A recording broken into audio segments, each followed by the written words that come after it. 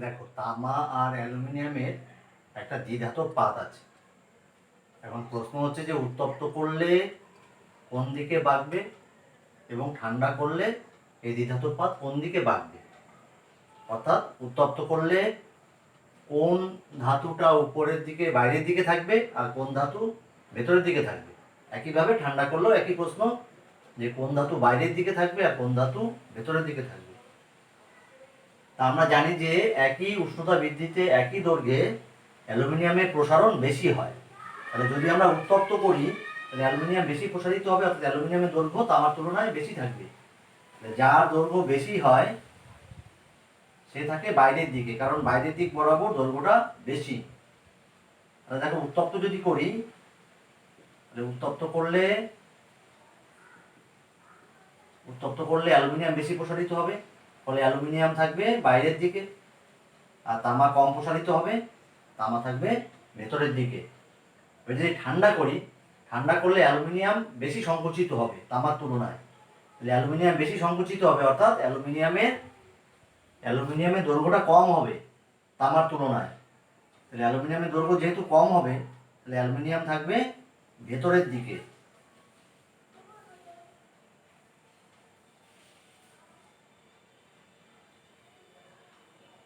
এই ছবিটা আমরা আঁকবো কিভাবে? এই ছবিটা আঁকবো আমরা এইভাবে। উত্তপ্ত করলে অ্যালুমিনিয়াম থাকবে বাইরের দিকে, উত্তপ্ত করলে অ্যালুমিনিয়াম থাকবে বাইরের দিকে, তামা থাকবে ভেতর দিকে। আর ঠান্ডা করলে অ্যালুমিনিয়াম থাকবে ভেতর দিকে, কারণ অ্যালুমিনিয়াম বেশি সংকুচিত হবে বা অ্যালুমিনিয়ামের দৈর্ঘ্যটা কম হবে। কপারের তুলনায় অ্যালুমিনিয়ামের দৈর্ঘ্যটা কম হবে, বেশি সংকুচিত হবে। ফলে অ্যালুমিনিয়াম থাকবে ভেতরের দিকে আর তামা থাকবে বাইরের দিকে। আর একটা প্রশ্ন হচ্ছে যে পিতলের একটা বোতলে ইস্পাতের ছিপি শক্ত করে আটকে আছে। তাহলে ইস্পাতের এই ছিপিটাকে শক্ত করে আটকানো ছিপিটাকে খোলার জন্য কি করতে হবে? ঠান্ডা করতে হবে না গরম করতে হবে? তাহলে দেখো, পিতল আর ইস্পাতের মধ্যে পিতল বেশি প্রসারিত হয়। পিতল বেশি প্রসারিত হয় উত্তপ্ত করলে, বা ঠান্ডা করলে বেশি সংকুচিত হয়। তাহলে আমার যেহেতু এই ছিপিটাকে আলগা করা দরকার, তাহলে আমাকে কি করতে হবে? ঠান্ডা করতে হবে, ছোট করতে হবে। তাহলে পিতল তাড়াতাড়ি সংকুচিত হবে ইস্পাতের তুলনায়, তাহলে এটা আলগা হয়ে যাবে। তাহলে এটার উত্তর কি হলো? যে এটাকে ঠান্ডা করতে হবে। ঠান্ডা করলে পিতল বেশি সংকুচিত হবে ইস্পাতের তুলনায়, ফলে আলগা হয়ে যাবে।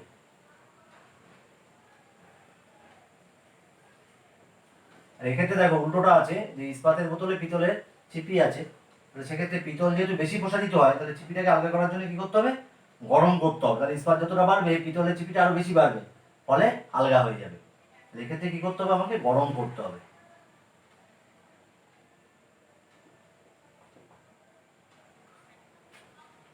তাহলে এই তিনটে প্রশ্নের উত্তর হলো। এবার আজকে আমরা পড়ব দৈর্ঘ্য প্রসারণ গুণাঙ্ক, ক্ষেত্রফল প্রসারণ গুণাঙ্ক এবং আয়তন প্রসারণ গুণাঙ্ক। কঠিন পদার্থের নির্দিষ্ট আকার আছে। যার জন্যে কঠিন পদার্থের যে কোনো একটা বস্তু, তার পৃষ্ঠতলের ক্ষেত্রফলও যেমন আছে, বা পৃষ্ঠদেশ আছে একটা যার ক্ষেত্রফল আছে, এবং সে কিছুটা জায়গা জুড়ে আছে, বা তার আয়তন আছে, এবং তার কোনো একটা নির্দিষ্ট দিকে তার দৈর্ঘ্য আছে। এই জন্য কঠিনের যেমন দৈর্ঘ্য আছে, ক্ষেত্রফলও আছে, কোনো একটা কঠিন বস্তুর ক্ষেত্রফলও আছে এবং আয়তনও আছে। এই তিনটে বিষয়ের প্রসারণ গুণাঙ্ক, অর্থাৎ দৈর্ঘ্য প্রসারণ গুণাঙ্ক, ক্ষেত্রফল বা ক্ষেত্র প্রসারণ গুণাঙ্ক এবং আয়তন প্রসারণ গুণাঙ্ক, এই তিনটে আজকে আমরা পড়ব। কঠিনকে যখন উত্তপ্ত করা হয়, সে যেমন দৈর্ঘ্যে বাড়ে, তেমনি তার পৃষ্ঠদেশের ক্ষেত্রফলটাও বাড়ে এবং আয়তনটাও বাড়ে।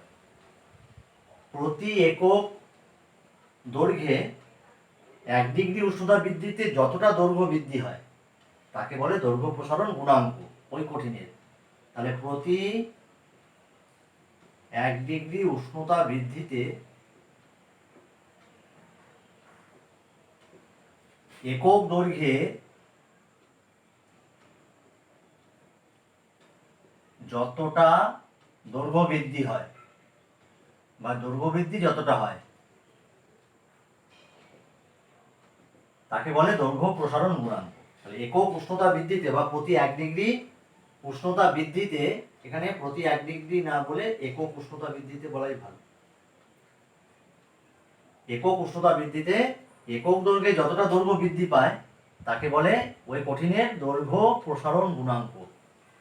দৈর্ঘ্য প্রসারণ গুণাঙ্ক অর্থাৎ তুমি একটা কোনো কঠিন পদার্থের একটা একক দৈর্ঘ্য নিলে, একক দৈর্ঘ্য মানে এসআই পদ্ধতি হলো 1 মিটার, একটা দণ্ড নিলে তার উষ্ণতা একক পরিমাণ বৃদ্ধি করলে, ধরো 1 কেলভিন, এসআই পদ্ধতিতে উষ্ণতার একক হচ্ছে কেলভিন, ধরো 1 কেলভিন উষ্ণতা বৃদ্ধি করলে, তাহলে 1 মিটারে একটা দৈর্ঘ্য তার উষ্ণতা বৃদ্ধি করলে 1 কেলভিন, তাহলে যতটা দৈর্ঘ্য বৃদ্ধি পেল তাকেই বলে ওই কঠিনের দৈর্ঘ্য প্রসারণ গুণাঙ্ক। একইভাবে ক্ষেত্রফল প্রসারণ গুণাঙ্ক একই রকম, যে একক উষ্ণতা বৃদ্ধিতে একক ক্ষেত্রফলে যতটা ক্ষেত্রফল বৃদ্ধি হয়, যতটা ক্ষেত্রফল বৃদ্ধি হয় তাকে বলে ক্ষেত্রফল প্রসারণ গুণাঙ্ক। এখানেও সে একই রকম একটা ক্ষেত্রফল নিলাম, যেটা হচ্ছে একটা চাকতি আকৃতির কোনো কঠিন বস্তু নিলাম যার ক্ষেত্রফল হচ্ছে একক, তার উষ্ণতা একক পরিমাণ বৃদ্ধি করলাম, তাহলে যতটা ক্ষেত্রফলে সে বাড়লো। একইভাবে আয়তন প্রসারণ গুণাঙ্ক, যে একক আয়তনে 1 ডিগ্রি উষ্ণতা বৃদ্ধিতে যতটা আয়তনের প্রসারণ হয় তাকে বলে আয়তন প্রসারণ গুণাঙ্ক। তাকে বলে আয়তন প্রসারণ গুণাঙ্ক।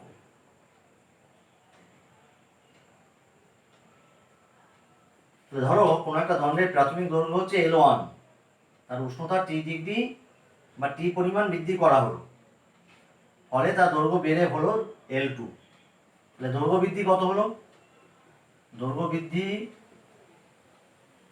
হলো L2 মাইনাস L1, পরের দৈর্ঘ্য মাইনাস আগের দৈর্ঘ্য, এতটা দৈর্ঘ্য বেড়ে গেল।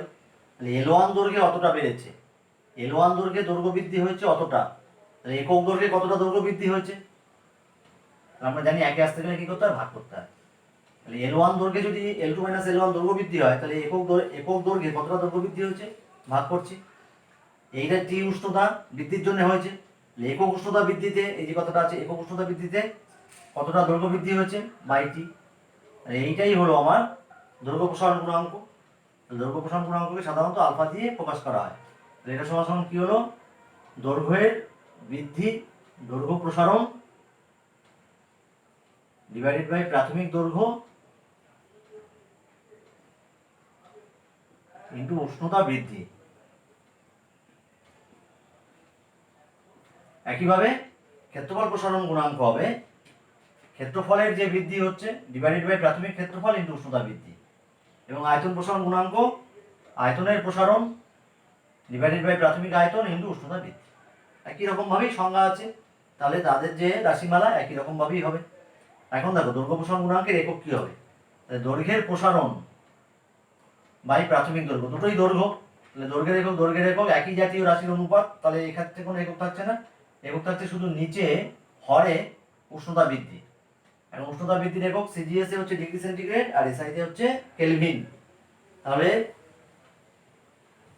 ক্ষেত্রফল প্রসারণ গুণাঙ্কের জন্য একই রকম, যে ক্ষেত্রফলের প্রসারণ বাই প্রাথমিক ক্ষেত্রফল কেটে যাবে, আয়তন প্রসারণ গুণাঙ্ক আয়তনের একক দুটো কেটে যাবে, থাকবে সবসময় প্রত্যেক ক্ষেত্রে থাকছে তাহলে নিচে উষ্ণতা বৃদ্ধি। তাহলে এদের প্রত্যেকের একক হচ্ছে কি প্রতি ডিগ্রি সেন্টিগ্রেড সিজিএস এ, অথবা এসআই তে প্রতি কেলভিন এসআই তে। এটাকে সূচকের নিয়মে বলা যায় ডিগ্রি সেন্টিগ্রেড -1, এটাকে বলা যায় কি ডিগ্রি সেন্টিগ্রেড -1, পাওয়ারে -1 মানে নিচে আছে, অথবা কেলভিন -1।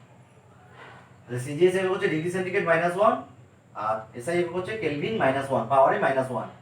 তাহলে দৈর্ঘ্য প্রসারণ গুণাঙ্কের এককে দৈর্ঘ্যের একক থাকে না কেন? কারণ দৈর্ঘ্য প্রসারণ গুণাঙ্কের যে রাশিমালা তাতে লবে এবং হরে দৈর্ঘ্য রয়েছে, এক জাতীয় রাশির ভাগফল আছে, সেই জন্যে দৈর্ঘ্য প্রসারণ গুণাঙ্কের এককে দৈর্ঘ্যের একক থাকে না। একই কারণে ক্ষেত্রফল প্রসারণ গুণাঙ্কের এককে ক্ষেত্রফলের একক থাকে না, বা আয়তন প্রসারণ গুণাঙ্কের এককে আয়তনের একক থাকে না, সবই একই কারণ। তাহলে থাকে কি শুধু উষ্ণতা বৃদ্ধি নিচে, তাহলে প্রতি ডিগ্রি সেন্টিগ্রেড বা প্রতি কেলভিন। এছাড়া আরেকটা একক হয় যে যদি তাপমাত্রা ডিগ্রি ফারেনহাইটে মাপা হয়, তাহলে সেক্ষেত্রে হবে কি প্রতি ডিগ্রি ফারেনহাইট। এই তিনটে একক হয়, সিজিএস এ এইটা, এসআই তে এইটা। এবার দেখো যে সিজিএস এবং এসআই পদ্ধতিতে যে তাপমাত্রার যে একক অর্থাৎ ডিগ্রি সেন্টিগ্রেড এবং কেলভিন, এদেরকে এমনভাবে নেওয়া হয়েছে যে প্রতি 1 কেলভিন প্রতি ডিগ্রি সেন্টিগ্রেডের সমান। এটা চার্লসের সূত্রর পরে যখন তাপমাত্রা পরম স্কেল পড়েছো সেখানে পড়েছো যে প্রতি 1 ডিগ্রিকে সেন্টিগ্রেড স্কেলের 1 ডিগ্রির সাথে সমান করে নেওয়া হয়েছে। পরম স্কেলে তাপমাত্রা পরম স্কেলের প্রত্যেক 1 ডিগ্রি সেন্টিগ্রেড স্কেলের 1 ডিগ্রির সাথে সমান। তার মানে কি, কোনো বস্তুর উষ্ণতা যদি 1 ডিগ্রি সেন্টিগ্রেড বৃদ্ধি পায় তাহলে তার উষ্ণতা 1 কেলভিনই বৃদ্ধি পাবে। অর্থাৎ উষ্ণতার পরিবর্তন সেটা সেন্টিগ্রেড স্কেলেও যা হবে কেলভিন স্কেলেও তাই হবে। সেই কারণের জন্য প্রতি ডিগ্রি সেন্টিগ্রেড বা প্রতি কেলভিন এই দুটো এককের মান সমান। কিন্তু প্রতি ডিগ্রি ফারেনহাইট কিন্তু প্রতি ডিগ্রি সেন্টিগ্রেডের সাথে সমান নয়, সেক্ষেত্রে এই একক দুটো আলাদা। ধরো বলা হলো যে লোহার দৈর্ঘ্য প্রসারণ গুণাঙ্ক 12 × 10⁻⁻6 প্রতি ডিগ্রি সেন্টিগ্রেড। এ কথার অর্থ কি? এ কথার অর্থ হচ্ছে যে প্রতি 1 ডিগ্রি সেন্টিগ্রেড উষ্ণতা বৃদ্ধিতে লোহার একক দৈর্ঘ্যে 12 × 10⁻⁻6 পরিমাণ দৈর্ঘ্য বৃদ্ধি হয়। এখানে যে ভাষাটা বলা আছে একদম একইভাবে এই এককটা দিয়ে বলতে হবে। তাহলে একক উষ্ণতা বৃদ্ধিতে এখানে বলতে হবে কি, প্রতি 1 ডিগ্রি সেন্টিগ্রেড, কারণ এককটা আছে প্রতি ডিগ্রি সেন্টিগ্রেড হিসেবে এককটা আছে। তাহলে প্রতি 1 ডিগ্রি সেন্টিগ্রেড উষ্ণতা বৃদ্ধিতে একক দৈর্ঘ্যে যতটা বৃদ্ধি পায় সেটাকেই দৈর্ঘ্য প্রসারণ গুণাঙ্ক বলে। কতটা বৃদ্ধি পায় এই সংখ্যাটা দেওয়াই আছে। তাহলে বলতে হবে যে প্রতি 1 ডিগ্রি সেন্টিগ্রেড উষ্ণতা বৃদ্ধিতে লোহার একক দৈর্ঘ্যে 12 × 10⁻⁻6 পরিমাণ দৈর্ঘ্য বৃদ্ধি হয়। যদি বলতো যে লোহার দৈর্ঘ্য প্রসারণ গুণাঙ্ক এত কেলভিন -1, তখন কি বলতে হবে যে প্রতি 1 কেলভিন উষ্ণতা বৃদ্ধিতে লোহার দণ্ডের একক দৈর্ঘ্যে 12 × 10⁻⁻6 পরিমাণ দৈর্ঘ্য বৃদ্ধি পায়। একইভাবে ক্ষেত্রফল প্রসারণ গুণাঙ্ক বা আয়তন প্রসারণ গুণাঙ্ক দেওয়া থাকলেও একদম একইভাবেই বলতে হবে। এবার দেখো, তাহলে প্রতি ডিগ্রি সেন্টিগ্রেড আর প্রতি কেলভিন এই দুটো একক সমান সমান। অর্থাৎ কোনো বস্তুর, কোনো কঠিন বস্তুর দৈর্ঘ্য প্রসারণ গুণাঙ্ক যদি এইটা হয় তাহলে সিজিএস পদ্ধতি, এটা হচ্ছে এসআই একক, সিজিএস এ কত হবে? সিজিএস এ হবে সংখ্যাটা একই থাকবে, ডিগ্রি সেন্টিগ্রেড -1, এটাই হবে, কারণ প্রতি কেলভিন এবং প্রতি ডিগ্রি সেন্টিগ্রেড সমান সমান। এখন একটা প্রশ্ন এসেছিল যে প্রতি ডিগ্রি সেন্টিগ্রেড এবং প্রতি কেলভিন কেন সমান? বলতে হবে কি, কারণ পরম স্কেলে উষ্ণতার যে সংজ্ঞা সেই অনুযায়ী প্রতি 1 কেলভিন উষ্ণতা বৃদ্ধি এবং প্রতি 1 ডিগ্রি সেন্টিগ্রেড উষ্ণতা বৃদ্ধি সমান। সেই জন্য সিজিএস পদ্ধতিতে কোনো কঠিন পদার্থের দৈর্ঘ্য প্রসারণ গুণাঙ্ক যত, এসআই পদ্ধতিতেও সাংখ্য মানে তত। কিন্তু ফারেনহাইট পদ্ধতিতে, অর্থাৎ তাপমাত্রার একক যদি ফারেনহাইট স্কেলে নেওয়া হয় সেক্ষেত্রে কি হবে, সম্পর্কটা কি হবে? ধরো বলা আছে যে লোহার দৈর্ঘ্য প্রসারণ গুণাঙ্ক এত বা এত, যে কোনো একটা দেওয়া আছে, তাহলে প্রতি ডিগ্রি ফারেনহাইটে কত হবে? তাহলে এখন দেখো সেন্টিগ্রেড স্কেল আর ফারেনহাইট স্কেলে, সেন্টিগ্রেড স্কেলে নিম্ন স্থিরাঙ্ক অর্থাৎ যে তাপমাত্রায় বিশুদ্ধ বরফ গলে জল হয় তাকে 0 ডিগ্রি সেন্টিগ্রেড ধরা হয়, এবং সেই তাপমাত্রাকে ফারেনহাইটে 32 ডিগ্রি ফারেনহাইট ধরা হয়। আর ঊর্ধ্ব স্থিরাঙ্ক মানে প্রমাণ চাপে যে তাপমাত্রায় বিশুদ্ধ জল ফুটে বাষ্প হয় সেই তাপমাত্রাকে সেন্টিগ্রেড স্কেলে 100 ডিগ্রি সেন্টিগ্রেড ধরা হয়, এবং ফারেনহাইট স্কেলে 212 ডিগ্রি ফারেনহাইট ধরা হয়। তাহলে এই যে উষ্ণতার পার্থক্য, অর্থাৎ সেন্টিগ্রেড স্কেলে যেটা 100 ডিগ্রি সেন্টিগ্রেড উষ্ণতার পার্থক্য, সেই একই উষ্ণতার পার্থক্য হচ্ছে এখানে বিয়োগ করলে হয় 180, এবং এটাকে 100 খানা সমান ভাগে ভাগ করা হয় তাপমাত্রার ব্যবধানটাকে, এবং ফারেনহাইট স্কেলে 180 খানা সমান ভাগে ভাগ করা হয়। তাহলে তোমরা বুঝতেই পারছো যে 100 ডিগ্রি সেন্টিগ্রেড উষ্ণতার পার্থক্য সমান সমান 180 ডিগ্রি সেন্টিগ্রেড, 180 ডিগ্রি ফারেনহাইট উষ্ণতার পার্থক্য। তাহলে 100 ডিগ্রি সেন্টিগ্রেড উষ্ণতার পার্থক্য সমান সমান 180 ডিগ্রি ফারেনহাইট উষ্ণতার পার্থক্য। তাহলে 1 ডিগ্রি সেন্টিগ্রেড উষ্ণতার পার্থক্য কত? 180/100 ডিগ্রি ফারেনহাইট, মানে এটা হবে 9/5 কাটাকুটি করলে। তাহলে দেখো 1 ডিগ্রি সেন্টিগ্রেড উষ্ণতা বৃদ্ধি মানে হচ্ছে 9.5 ডিগ্রি ফারেনহাইট উষ্ণতা বৃদ্ধি। উল্টোভাবে বললে 1 ডিগ্রি ফারেনহাইট উষ্ণতা বৃদ্ধি মানে হচ্ছে 5/9 ডিগ্রি ফারেনহাইট। অর্থাৎ এখান থেকে উল্টোভাবে ভাবো, বাঁ পাশ থেকে ডান পাশে, তাহলে একে আসতে গেলে ভাগ করলে এটা উল্টে যাবে। তাহলে 1 ডিগ্রি ফারেনহাইট উষ্ণতা বৃদ্ধি মানে 5/9 ডিগ্রি সেন্টিগ্রেড উষ্ণতা বৃদ্ধি, আর 1 ডিগ্রি সেন্টিগ্রেড উষ্ণতা বৃদ্ধি মানে 9.5 ডিগ্রি ফারেনহাইট উষ্ণতা বৃদ্ধি। এইবার দেখো যে প্রতি ডিগ্রি সেন্টিগ্রেড উষ্ণতা বৃদ্ধিতে এত পরিমাণ দৈর্ঘ্য বৃদ্ধি হয় একক দৈর্ঘ্যে, তাহলে প্রতি ডিগ্রি ফারেনহাইটে কত হবে? এখন দেখো প্রতি ডিগ্রি ফারেনহাইট মানে 5/9 ডিগ্রি সেন্টিগ্রেড, তাহলে প্রতি ডিগ্রি সেন্টিগ্রেডে যদি এতটা বৃদ্ধি পায়, একক দৈর্ঘ্যে যদি এতটা বৃদ্ধি পায়, তাহলে 5/9 ডিগ্রি সেন্টিগ্রেডে কতটা বৃদ্ধি পাবে? এটা ইন্টু 5/9, আর সেটাই হচ্ছে প্রতি ডিগ্রি ফারেনহাইটের বৃদ্ধি। তাহলে এটাকে যদি ডিগ্রি ফারেনহাইটে বলতে হয় তাহলে কত হবে? 12 × 10⁻⁻6 ইন্টু 5/9 প্রতি ডিগ্রি ফারেনহাইট। কারণ এমনিও বুঝতে পারো যে প্রতি ডিগ্রি ফারেনহাইটটা হচ্ছে ছোট, প্রতি ডিগ্রি সেন্টিগ্রেডের তুলনায় উষ্ণতার যে পরিবর্তন 1 ডিগ্রি ফারেনহাইট সেটা 1 ডিগ্রি সেন্টিগ্রেডের তুলনায় কম। তাহলে প্রতি ডিগ্রি সেন্টিগ্রেডে যতটা বৃদ্ধি হবে প্রতি ডিগ্রি ফারেনহাইটে তার থেকে কম হবে, কারণ প্রতি ডিগ্রি ফারেনহাইটটা কম। তাহলে আমাকে 5/9 দিয়ে গুণ করতে হবে, 5/9টা 1 থেকে কম, তাহলে ছোট হবে সংখ্যাটা, গুণ করলে ছোট হবে। আর যদি উল্টোভাবে থাকতো যে ধরো বলা আছে যে 16 × 10⁻⁻6 প্রতি ডিগ্রি ফারেনহাইট, এটাকে সেন্টিগ্রেডে প্রতি ডিগ্রি সেন্টিগ্রেডে কত হবে? তখন আমাকে প্রতি ডিগ্রি ফারেনহাইটে যদি এত হয় তাহলে প্রতি ডিগ্রি সেন্টিগ্রেডে কত হবে? প্রতি ডিগ্রি সেন্টিগ্রেড মানে 9.5 ডিগ্রি ফারেনহাইট। তাহলে 1 ডিগ্রি ফারেনহাইটে যদি একক দৈর্ঘ্য এতটা বাড়ে তাহলে 9.5 ডিগ্রি ফারেনহাইটে কতটা বাড়বে? ইন্টু 9.5, তাহলে এটাকে আমাকে 9.5 দিয়ে গুণ করতে হবে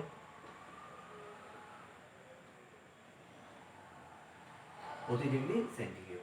তাহলে মূল যে কথাটা দাঁড়ালো সেটা হচ্ছে প্রতি ডিগ্রি সেন্টিগ্রেড এবং প্রতি কেলভিন সমান সমান। অর্থাৎ প্রতি ডিগ্রি সেন্টিগ্রেডে দৈর্ঘ্য প্রসারণ, ক্ষেত্রফল প্রসারণ বা আয়তন প্রসারণ গুণাঙ্কের যা মান হবে প্রতি কেলভিনেও সেই একই মান হবে, কারণ সেন্টিগ্রেড স্কেল এবং কেলভিন স্কেলে প্রতি 1 ডিগ্রি উষ্ণতা বৃদ্ধি বা হ্রাস সমান সমান। আর যদি সেন্টিগ্রেড প্রতি ডিগ্রি সেন্টিগ্রেড থেকে প্রতি ডিগ্রি ফারেনহাইটে যেতে হয় তাহলে আমাকে 5/9 দিয়ে গুণ করতে হবে, কারণ প্রতি ডিগ্রি ফারেনহাইটে কম হবে। প্রতি ডিগ্রি সেন্টিগ্রেডে যতটা দৈর্ঘ্যের প্রসারণ হবে একক দৈর্ঘ্যে প্রতি ডিগ্রি ফারেনহাইটে তার থেকে কম হবে, তাহলে সেক্ষেত্রে 5/9। আর উল্টোভাবে থাকলে প্রতি ডিগ্রি ফারেনহাইটে একক দৈর্ঘ্যে যতটা প্রসারণ হবে প্রতি ডিগ্রি সেন্টিগ্রেডে তার থেকে বেশি হবে, সেক্ষেত্রে 9.5 হবে। এই দুটো সংখ্যা তোমরা ভালো করে মনে রাখবে যদি প্রতি ডিগ্রি সেন্টিগ্রেড এবং প্রতি ডিগ্রি ফারেনহাইটের মধ্যে সম্পর্ক আসে। আর যদি এসআই এবং সিজিএস এর মধ্যে সম্পর্ক আসে তাহলে দুটোই একই মান হবে।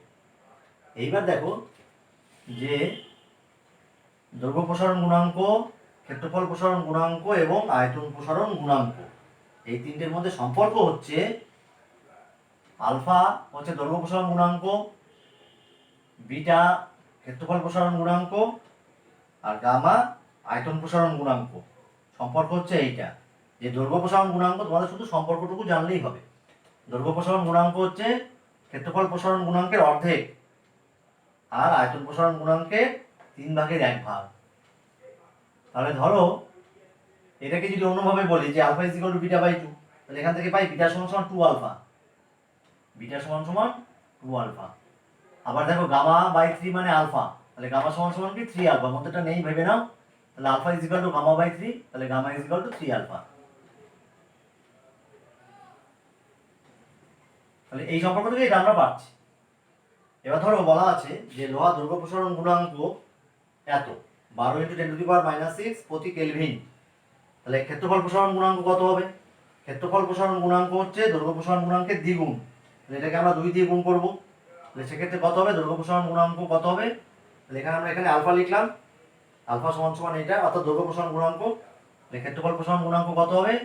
2 × আলফা, 2 × দৈর্ঘ্য প্রসারণ গুণাঙ্ক, 2 × দৈর্ঘ্য প্রসারণ গুণাঙ্ক যেটা দেওয়া আছে, সেটা প্রতি ডিগ্রি সেন্টিগ্রেডেও থাকুক বা প্রতি কেলভিন যে এককেই থাকুক, আমাকে দুগুণ করতে হবে। তাহলে 12 দুগুণে 24। আয়তন প্রসারণ গুণাঙ্ক গামা কত হবে? গামা মানে 3 আলফা, তাহলে 3 × দৈর্ঘ্য প্রসারণ গুণাঙ্ক, দৈর্ঘ্য প্রসারণ গুণাঙ্ক দেওয়া আছে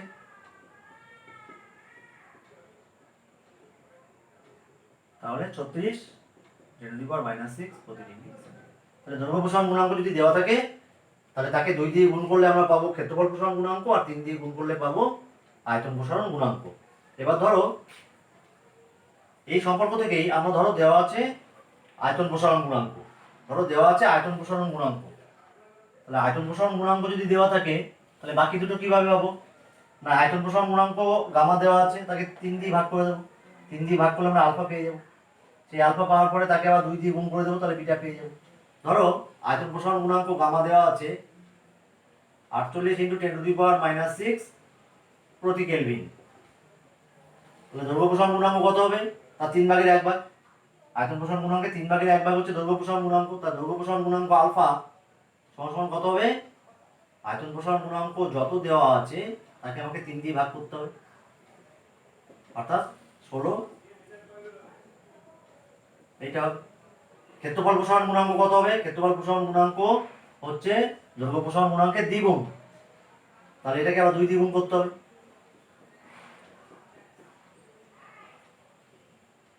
মানে 32 × 10⁻⁻6।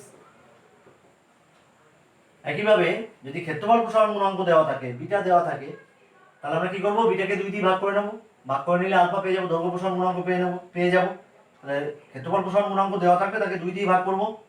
2 দিয়ে ভাগ করলে দৈর্ঘ্য প্রসারণ গুণাঙ্ক পাবো, সেটা পেলাম।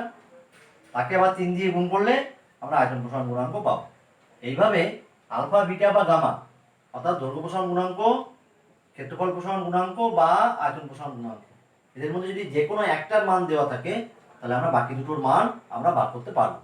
এই সূত্র অথবা এই সূত্র, যেটা আমাদের সুবিধা হবে, বুঝতে সুবিধা হবে, সেটাকে আমরা প্রয়োগ করে আমরা যে কোনো একটা যদি দেওয়া থাকে আলফা, বিটা অথবা গামা, অর্থাৎ দৈর্ঘ্য প্রসারণ গুণাঙ্ক, ক্ষেত্রফল প্রসারণ গুণাঙ্ক বা আয়তন প্রসারণ গুণাঙ্ক, এর মধ্যে কোনো একটা যদি দেওয়া থাকে তাহলে আমরা বাকি দুটোকে বার করে নিতে পারবো।